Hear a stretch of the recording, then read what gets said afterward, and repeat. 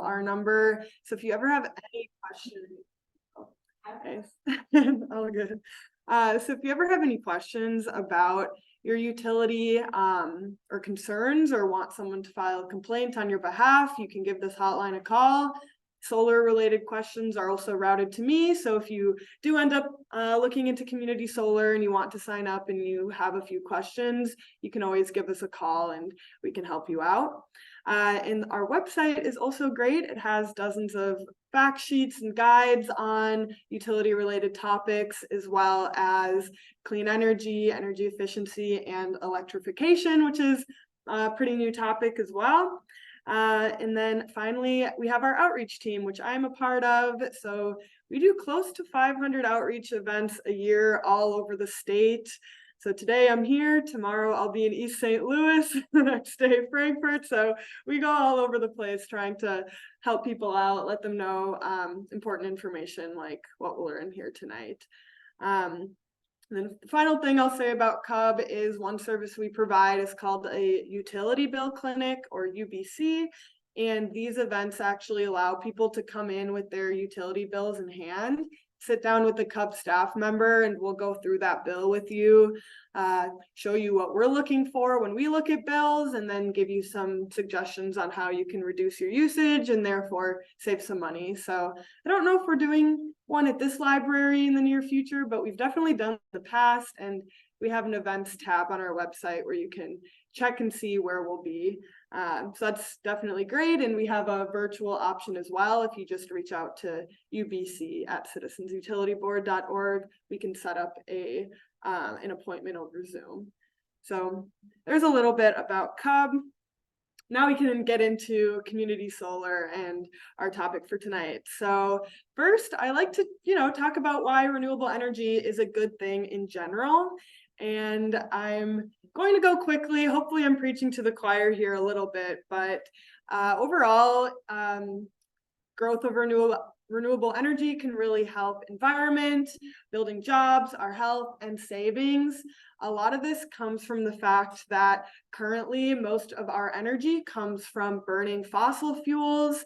When we burn fossil fuels, we are emitting greenhouse gases and other harmful air pollutants into our air, our atmosphere, our water, and that creates all kinds of issues. So number one, when we switch from fossil fuels to renewable energy for our electricity, we are helping to reduce some of those carbon emissions and those greenhouse gases, which then help to mitigate or fight against climate change. Is bringing in all types of issues that we're already beginning to see today with changing weather patterns and extreme weather events. So it's a good thing to really try to move away from those fossil fuels and help support renewable energy. Another thing is jobs. There are a lot of opportunities for workforce development. I know the state is working on implementing 13 job training hubs across the state, specifically to get people trained up for green jobs. I know President Joe Biden just released the Climate Corps as well. They're going to start creating programs to help people get trained up for this opportunity. So lots of jobs. A lot of people think renewable energy kills jobs, but it really does the opposite, especially when we're intentional about the types of jobs we're creating. Next is health. Switching away from fossil fuels to renewables is really good for our health. Like I mentioned, when we burn fossil fuels to produce power, we're not just emitting carbon dioxide and other greenhouse gases, but we're emitting really harmful air pollutants like nitrous oxides, sulfur dioxide, and particulate matter emissions. All of these chemicals are really bad for our health. They're bad for our air, our water, and the animals that live there. So really a great thing to switch away from that toward renewables. And then finally, savings. Bill savings are something that CUB really cares about. We're not inherently an environmental organization. We're a consumer protections group, but we can recognize that it's going to be better for everyone if we support and are active in that transition to renewable energy. So going solar can help to reduce your monthly electric bills, and it can increase the value of your home if you're doing rooftop solar. So those are some of the benefits. Then we can get into solar basics. So tonight we're going to be focusing on community solar, which is a program that allows you to subscribe to a community solar farm rather than installing panels onto your property. But I like to mention kind of how solar works and how it may look on the residential side as well, just so that you can hear both possibilities. And the number one question I get about solar is, do we actually get enough sun in Illinois for solar to make sense and to be worth it? And short answer is yes. And I always like to prove it with this solar radiance map here on the screen. So here we can see the United States. And in the red areas are where we get the most amount of sun. So that's Arizona, New Mexico, Southern California, kind of the areas that we would suspect get the most sun, right? And that's where we usually think about a place that we have a lot of solar in this country. It's kind of that red area. And the blue is where we have the least amount of sun. So Pacific Northwest, Seattle area, and Alaska as well. And then the green is, average amount of sun. So that's where Illinois falls. And then on the bottom right, we also have a little screenshot of Germany. Germany is very dark blue and purple, gets about as much sun as Seattle, and they actually have the highest amount of solar capacity per capita in the entire world, with very ambitious climate goals to go along with that. So I like to say, if Germany can do it, I think Illinois can do it as well. We got way more sun here, so good thing to keep in mind. And then just quickly thinking about what type of roof is good for solar. This is really important because solar only makes sense if you build it in the right spot. So not every home can or should have solar. It just wouldn't be cost effective. Most ideal type of home is a home where panels can get a lot of good sunlight. So it's most important for solar panels to be getting really good sun from the hours of 9 a.m. to 3 p.m. That's what we call the solar window. So if you're getting sun at 4 or 5 p.m. or earlier in the morning, or not sun, if you're getting shade around 4 or 5 p.m. or earlier in the morning, not as big of a deal as getting a lot of sun right at noon. The direction of those solar panels is also very important. So south-facing roofs are definitely the most ideal for solar. East and west are still good, but they may require around 10 to 20% more panels to get the same output that a south-facing roof would have gotten. And then north is not ideal unless you have a very low roof pitch, maybe 5 to 10 degrees. And typically, if you're working with a good installer, if they do a site assessment and determine that your home doesn't make sense, they typically will tell you that and won't try to install anything on your roof. And that's because it's not cost effective for you, and it's really not cost effective for them either. If you're curious about how much sun your roof gets, you can use Google Project Sunroof. That software lets you type in your address and it'll populate an image like the one on the screen, and you can get an idea for how much sun your roof is receiving. They also try to tell you about maybe a cost estimate or size estimate for a solar system, and I wouldn't listen to that. That's not as good, but the image it produces is pretty useful.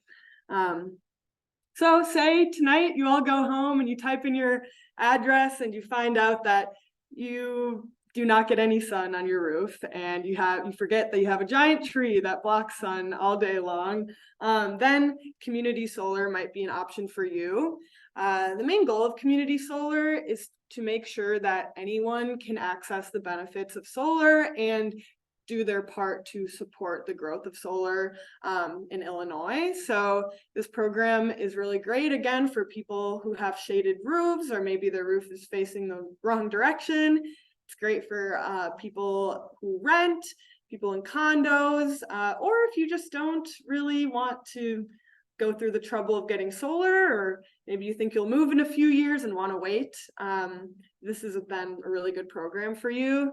And just to reiterate, it allows you to subscribe to a community solar project as long as it is built somewhere in your utility territory. So here we are in ComEd territory. So As long as there's a farm anywhere in the red shaded area, ComEd covers all of Northern Illinois, then you should be good to go and you should be able to subscribe for a project. I kind of like works. So again, anyone can subscribe to community solar. You will be given a subscription based on your average electric usage. So if you have, you know, really large home, maybe you'll get 30 or 40 panels out of a farm. If you live in an apartment, maybe you'll get 5 panels for your home, something like that. And then each month when your subscription produces electricity, you will receive a credit on your electric bill for that amount. You're not getting it for free. You do need to then pay a subscription fee back to that community solar company. And there are multiple community solar companies operating in the state right now, and they're all offering some kind of discount. So you would never be paying more than what you saved. And that can feel a little confusing. It's a dual billing system typically, but I will have some examples in a couple of slides to help clear it up. And I discovered recently that there are some community solar companies that have a minimum usage requirement. So if you are a very small user of electricity, you should still be able to subscribe to community solar, but you may need to try a different company. So I was recently having some people call me telling me, you know, I tried to sign up and they said I don't use enough electricity. What am I supposed to do? You know, double my usage or use more? No, just try different companies. So that can be an easy thing to do. Just call through companies and ask them what their minimum usage is. If you think you only use around 1,000 kilowatt hours a year, which would be very small, that'd be less than 100 kilowatt hours a month. So that's really people who live in a very small apartment or don't use too much electricity. So to kind of explain how this payment system works, like I said, it's typically a dual billing system. So you will continue to receive your electric bill, and then you will also receive a bill from your community solar provider. So I'll kind of step through this example to explain how that works. So in the purple on the left side of the screen, we have somebody without community solar. This is simplified version of your ComEd bill. So here you can see this person used 800 kilowatt hours that month, which overall with the supply, delivery, and taxes and fees resulted in a $109 bill. So they're paying all of that money to ComEd to receive their electricity for the month. Then in yellow, we have somebody with community solar. So if you look at the electric bill, which is outlined in red, you can see that this person still used 800 kilowatt hours that month, but their community solar subscription produced 714 kilowatt hours. This is just a really random number that I chose when I was making this example, but typically when you subscribe to community solar, they are going to try to give you, you know, a number of panels that's going to produce what you would typically use. So that's why, you know, it should be pretty close to what you used, maybe a little over, maybe a little under. But at the end of this bill, after supply, delivery, taxes, and fees, now this person only owes $59 to ComEd. They're essentially paying for their delivery and the taxes and fees and a little bit of supply just because the solar panels didn't produce the full 800 kilowatt hours.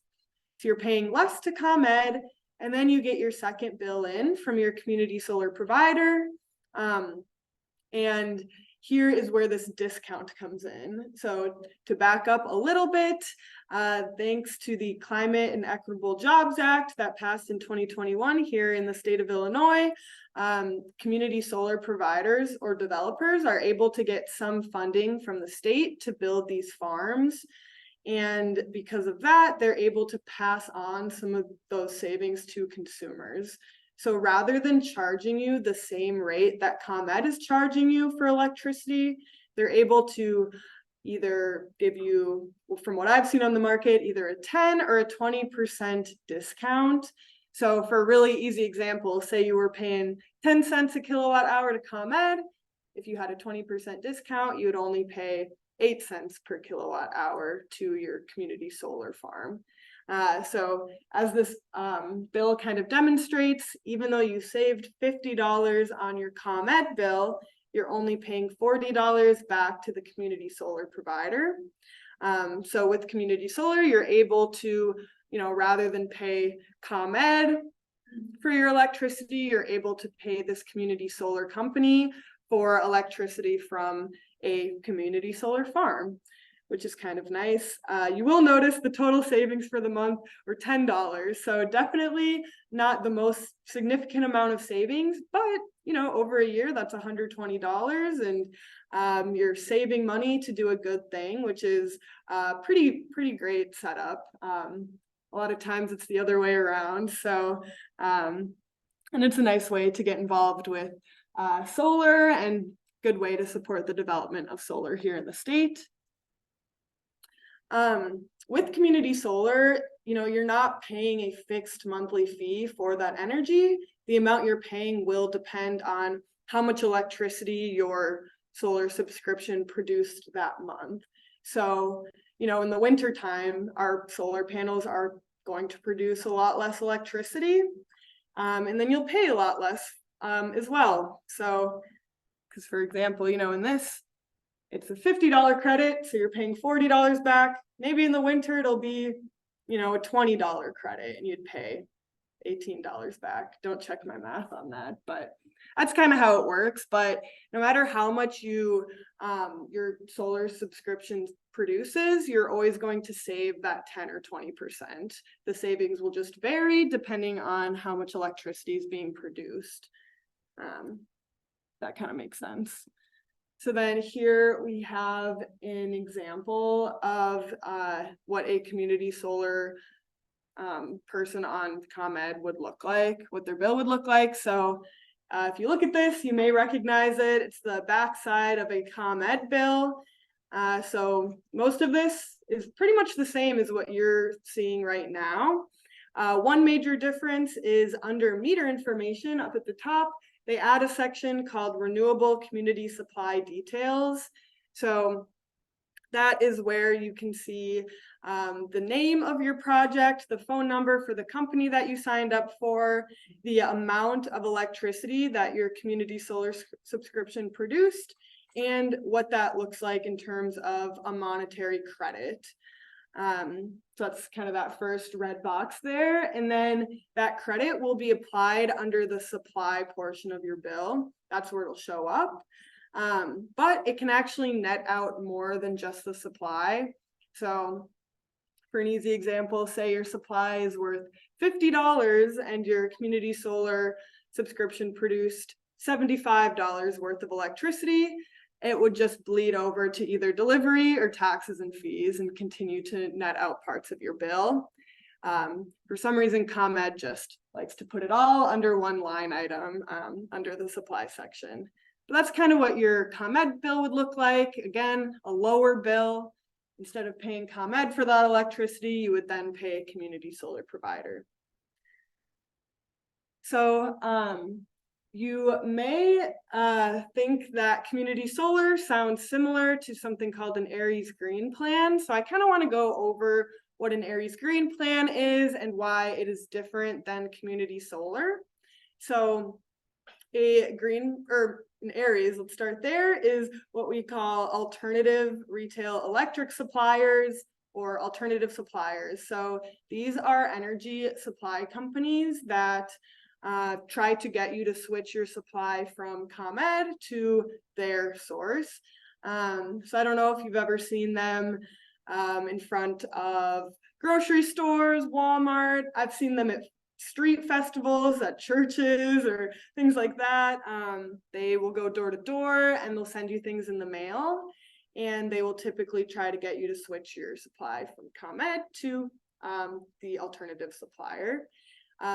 Sometimes they're green plans and sometimes they are not. So part of their marketing is trying to get people to switch because they will pay a lower rate. And sometimes if it's a green plan, they will try to get you to switch in order to source your energy from a cleaner source like renewables. So can I get a raise of hands if you've kind of heard of alternative suppliers or had received anything in the mail, things like that? Okay. So not all, but a lot of these companies are a little shady. A lot of times they overcharge people for their electric supply, and we typically recommend that consumers avoid companies like these unless it is something that maybe your municipality negotiated with one of these companies to get a lower price for your electric supply. But a lot of times that is not the case, and there are a lot of bad actors in that field. So sometimes people will say, you know, community solar kind of sounds like an alternative supplier because we're switching our supply to someone else rather than sticking with ComEd. And I just like to try to prove why community solar is a lot better than green plans. So for one, all community solar projects are required to be new projects versus green plans offered by alternative suppliers may be the electricity may be sourced by purchasing renewable energy credits from very old wind or solar farms that maybe have been running for 10 or 15 years. So not as impactful as supporting a brand new solar farm. Another thing is community solar farms are required to be built in Illinois. Like I said, they need to be right in your utility territory, so you know that you are helping to support the growth of renewables in our state rather than potentially somewhere else. Another great thing is community solar saves you money. Like I said, right now, most companies are offering 10 or 20% versus a lot of these green plans through alternative suppliers overcharge you. You pay a premium in order to get renewable energy, and they market toward environmentalists a lot because I think a lot of them would be, you know, willing to pay a little more if they knew they were getting clean energy. Community solar, though, is much more direct support for renewables and saves you money, which is really great. And then finally, community solar plans are often much more transparent than green plans. Like I said, on your bill, they'll add that community supply details section, and it actually tells you the name of your farm. So you could Google it, find out where it is, and drive to it, see it yourself, make sure it's real, versus, you know, with the green plan, you often cannot do that. So I just like to distinguish between the two programs and let people know that they are oftentimes very different. Great. So I know I have mentioned a few times now that there are multiple community solar companies operating within the state of Illinois. So how do you know which one is best for you? They are all a little different. So it's kind of about asking the right questions and figuring out what sounds good to you. First question to ask, what are the savings? Some have 10% savings, others have 20% savings. So you can decide which one you'd rather have. But a lot of times the 20% savings programs might have a longer wait list just because more people are trying to sign up for them. What is the contract term? One thing to note is there are no exit fees for community solar right now. No company is requiring an exit fee. So if you do sign up for a contract of 15 years or something like that, and you decide you don't like it or want to cancel for any reason, as long as you give companies 90 days notice, you should be able to cancel without an exit fee. Do they require a credit check? Some do and some don't. How will the company bill you? Some of the companies require auto pay, which some people love and some people hate. So you can decide what sounds better for you. Some companies will actually require that they take over your ComEd account and they would pay your ComEd bill, and then you would receive a bill where they would charge you for ComEd and for the community solar fee. So again, some people like the idea because they only have one bill. Some people hate that idea because someone is taking over their ComEd account. And is there a wait list? So again, when you're looking at community solar companies, I think it's a good idea to ask them how long it will take for you to get enrolled and start seeing those credits on your bill. Right now, I think the average wait time is 2 to 3 months. Just takes a while for you to start seeing those credits and for you to get enrolled in the system. Other companies are a lot longer, or they are working on building a farm, so they, they can tell you that farm will be turned on in January, so you can sign up now and start seeing credits in January, for example. There are multiple companies. So CUB has a resource called solarinthecommunity.com. I have a flyer in the back with the website on it for people if you want to grab it on your way out. Because it can be pretty overwhelming to try to figure out which company to sign up for. There's a lot of them. So we try to keep this list updated as much as possible. I think the screenshot is old, but again, if you go to the website, you can see the new and updated chart. So we have this website that has information about how community solar works. So basically everything I said tonight is on that webpage. If you just want to look through it again, we also have a pretty extensive FAQ section as well. We have links to all of the companies, and we've written a blog post about each one that you can look into. And then I think the most helpful thing is this comparison chart that we have that lists them side by side, so you can easily see, how do the supply savings compare to each other, the contract terms, the billing, which ones require auto pay. You can find out in 1 minute what each company requires. So I think that's pretty much the most useful tool CUB offers of community solar. Yep. Why do we have such long contracts? Yep. So for online, the question is, why are there such long contract terms? So the reason is, when you sign a contract with community solar, they lay out the terms of the agreement. And one of those terms is that for as long as you're on community solar, you will get that, either 10 or 20% savings compared to the current ComEd rate. So it's kind of nice. Then for the next 15 years, you're going to pay 20% less for your community solar energy than what ComEd is charging you. And I think that's the main reason they do that, is to ensure that you can lock in that savings guarantee, versus maybe if you're signed up for 2 years or 5 years, something like that. After that 5 years, when you have to re-sign the contract, maybe they changed the discount amount or something else, part of the program changed. So discount is because of what Illinois put in legislation on the savings. I think it makes it more possible, since these developers are able to get some funding through Illinois Shines program. Take that law out. They do that stuff all the time. Eliminate stuff. Yeah, when developers build a community solar farm, they win that funding right up front. So, they're good for the lifetime of the system. But then again, in 15 years, when they're building new farms, maybe they don't have that funding, and customers who signed up 15 years from now won't get the 10 or 20% discount. Yep. MC Squared is the one that Oakland promotes, but you can go in. But now I see they have a 2-year contract. And this screenshot is old. So if you go to the website, we'll have, we update the chart. When you renew it in 2 years, do they have to give you the 20, or could they? I don't believe they have to. I know someone from MC Squared is on, so I think they could answer that at the end. Yeah.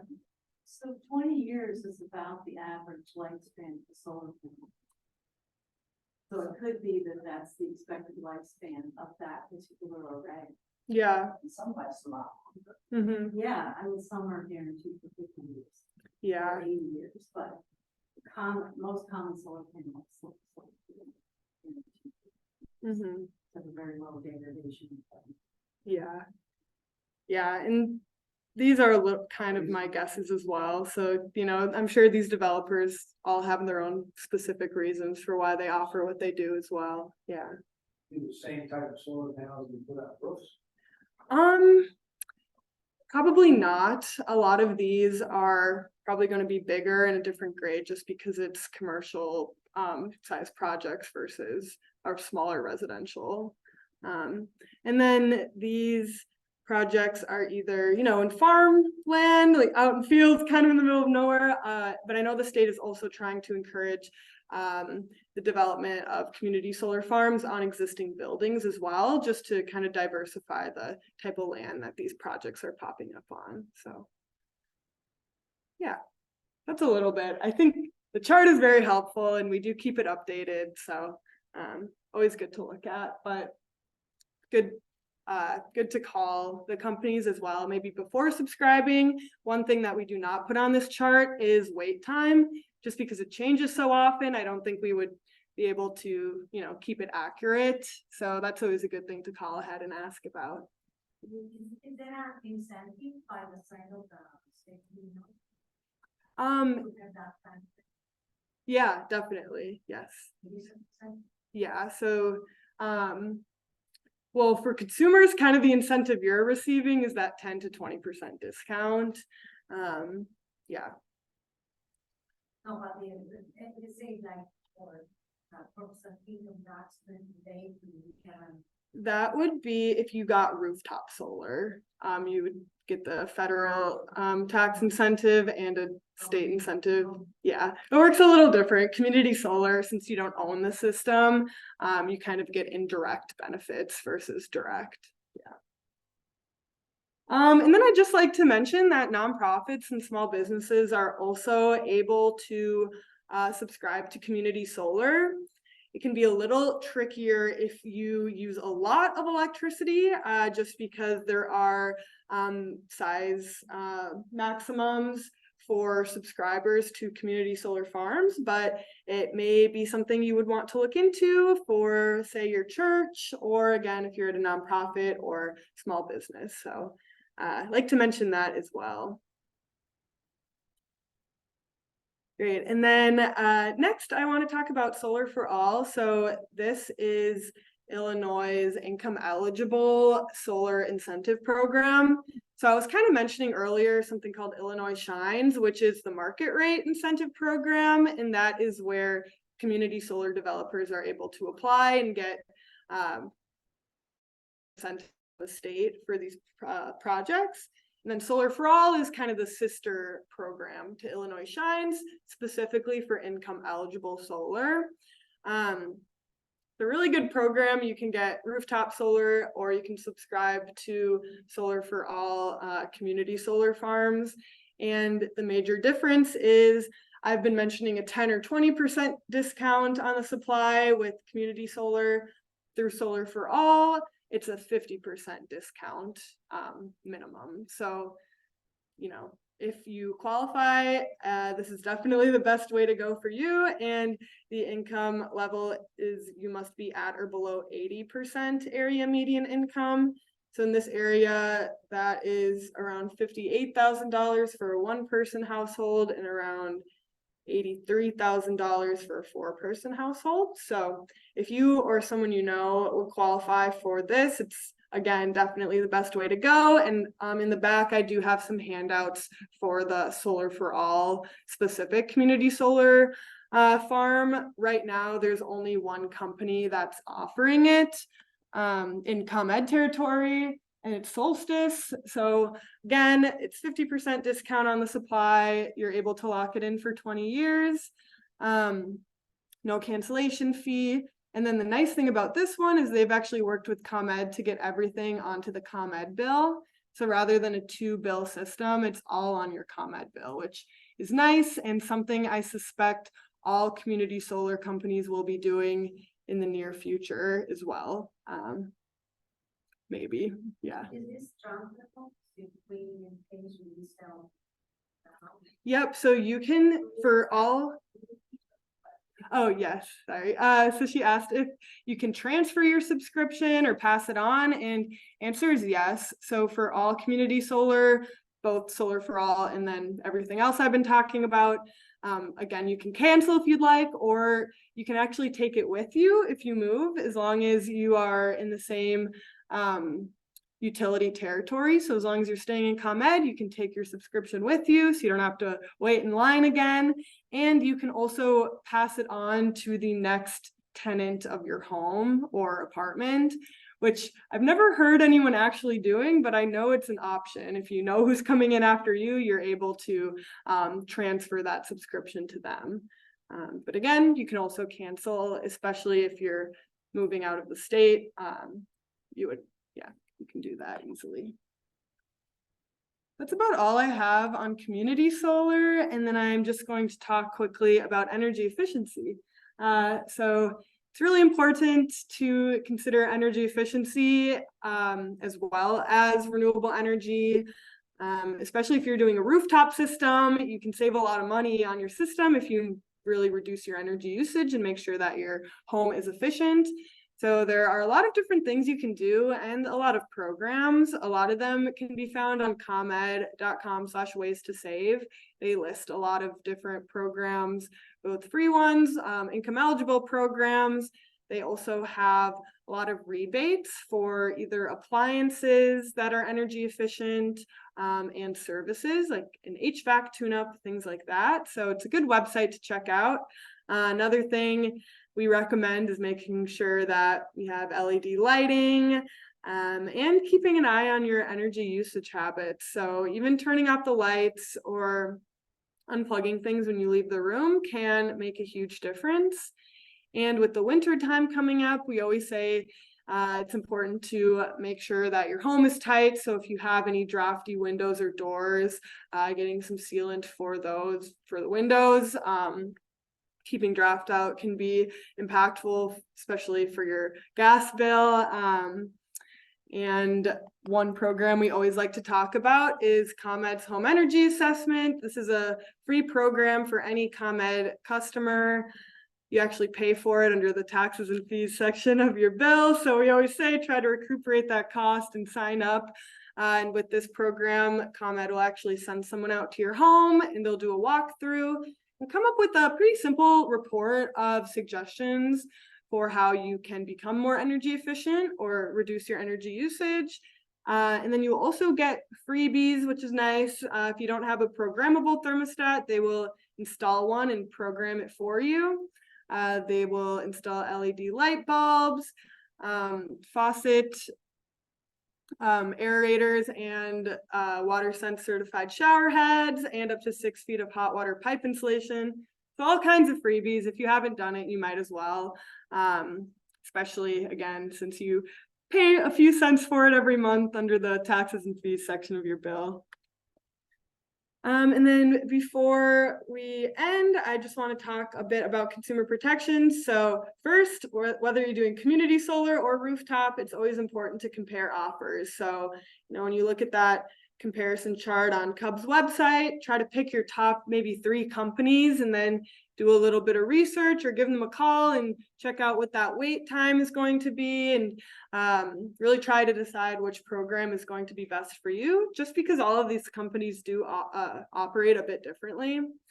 Next, since these companies do receive some funding through the state program, Illinois Shines, they are required to follow specific rules. So when you are registering or enrolling for community solar, they are required to send you a program brochure and a standard disclosure form before you are allowed to sign up for the program, like via contract. So that's something to look out for. Make sure you're getting that program brochure and the standard disclosure form. Make sure that you're reading through it so that you have all of that information. And if you ever have any concerns or you're confused about your bill after signing up for community solar, you can always give CUB a call at our hotline. I talk to people all the time who are on community solar and just have some questions. A lot of times just you're getting that dual bill and it can be a little confusing at first. So people like to call and verify and make sure everything looks right. So always can feel free to do that. And then if you have a complaint, you can always go to Illinois Shines and their complaint or their consumer protections hub, and there you can talk to the program administrator as well to quickly solve your issue. So hopefully you won't have to use that service, but it is there and they can be very helpful. So it's a good thing to know about, again, whether you're doing community solar or rooftop even. And that is all I have on community solar. So I'm just going to leave my email and CUB's hotline number and website. Again, if you ever have any questions, whether it's about solar or your gas or electric bill or your landline bill is going up and you have questions, you can always give CUB a call and find someone to talk to. And yeah, that's all